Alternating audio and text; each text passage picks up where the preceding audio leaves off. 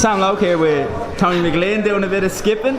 Tony, you have a fight lined up on the Mcglynn undercard December 10th against Joe Fitzpatrick. That's a tidy little matchup. Yeah, talk to me about it there as you're skipping. Yeah, it's a great fight to get, especially because I'm only starting my fourth fight and he's what, 10-1. Yeah. So it'll put me right up there, you know what I mean? Yeah, well, talk to me about that. You're obviously this is your fourth fight, so you're 3-0.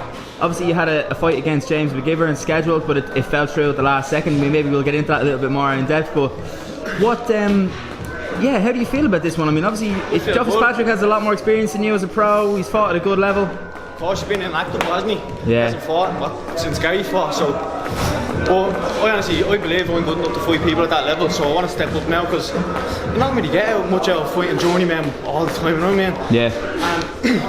Just want to test myself, and it's a great show to showcase my skills, you know what I mean? Yeah. So I'm buzzing, I can't wait. Is there any apprehension for you, like, of kind of jumping the levels so quickly? Fighting top level amateurs all my life, you know what I mean? Yeah. So it's the same, professional. It's obviously it's a different game, but I believe I'm good enough, 100%. Skill wise, you feel like you're good enough? Yeah. What does Joe kind of bring to the table for you? Have you seen him? Obviously Gary fought him and you're here in Pete's gym now, you're kind of a stablemate of Gary's. Have you, what kind of insight do you have on Joe Fitzpatrick? Much, to be honest, not much. Don't really care much about me, to be honest, you know what I mean? Just have to go in there and do my own business. Yeah. Can't wait. There isn't too much footage of you, Tony. How do you plan on getting the job done? How are you going to box this fight, roughly speaking? Go out and see what it's like. Anyways, go out and just go out and box. Obviously, if there's a chance there to take him out, it has to be done. But just go out and box, showcase my skills in front of that crowd up in the SSE. Because obviously, I was meant to be on that Mcgivern one, and I was there for it, and it was some atmosphere. I can't wait. Yeah. Great. Talk to me about what happened with James Mcgivern. There's obviously two sides to that story. Very obviously. Yeah.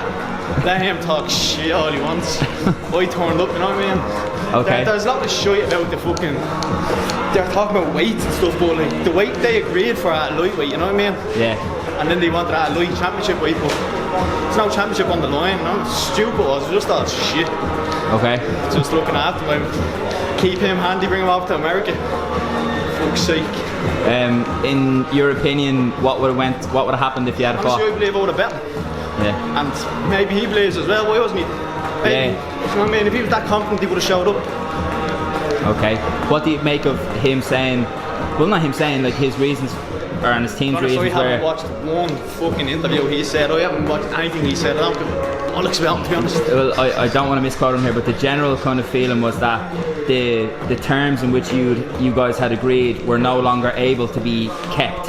And that was basically the reason, in a very short form, that was the reason why they didn't go ahead with the fight. Like, yeah, let him say that, yeah. That's obviously what he'd been told to say by his fucking management, you know what I mean? So, okay. Leave him to it. You have a different story, do you? Leave him try. His whole yoke was, I'm going down to super featherweight or something. That's what he was saying, I'm going down to super featherweight, I'm going to super featherweight.